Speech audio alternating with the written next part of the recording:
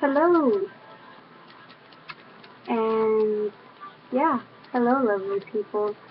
Um, it is weird and interesting how inspiration strikes. It will strike at the strangest times. Right now, I'm a little under the weather, and it is 1:07 in the morning. But I felt like I needed to make a video to accompany some of my blog posts. So this particular video is about love. And if you are a follower, or if you know me personally, or we've talked, whatever, you will notice that I have been talking a lot about love lately. I have been talking about unconditional love and being in your heart center. So this comes as no surprise. But recently, oh my God, with everything going on, the new moon on the new day in January 1st, new moon in Capricorn, and then the full moon in Cancer, and then Mercury going into retrograde.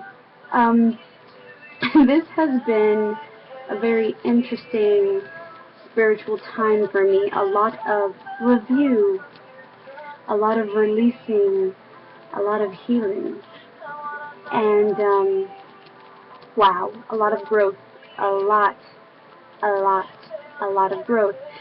And this is how I have been in this state for the last week or so, and topics being on my mind, and that is why I want to talk about this right now, about love, because I am a lover.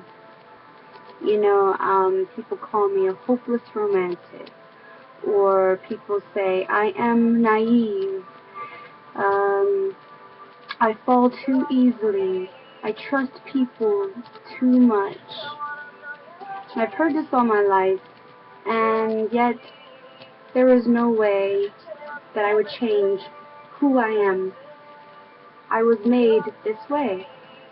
And there have been times when I have doubted this. There have been times when I tried to change myself and to put up the walls, to be tough, defensive, not trusting.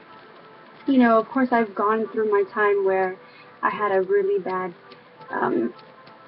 a lot of anger. You know, when I was younger, a teenager, a lot of anger. I've had my moments of depression, things like that.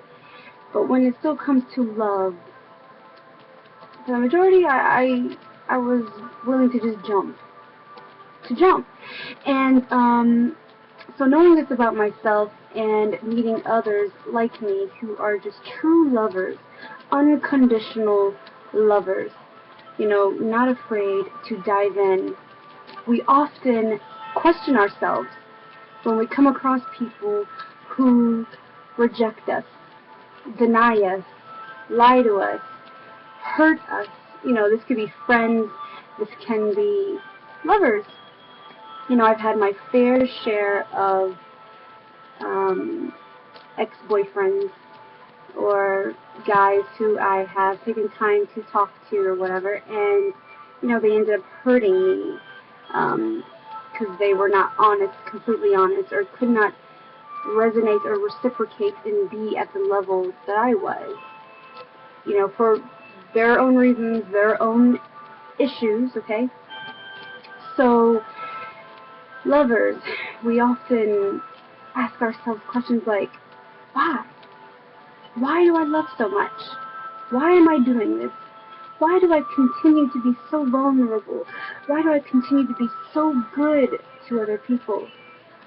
Why do I continue to trust? They are using my kindness and abusing me. And this is my message for you, for all of you, for me, for all of us. Guess what? This is you. You were put on earth to do exactly what you are doing. You were put here on earth to love. We were put here on earth to shine that light, to give that unconditional love. Because guess what? This world is so void of it. This world has so much fear in it. This world, the people have been programmed to react and think and be in fear. People are so afraid.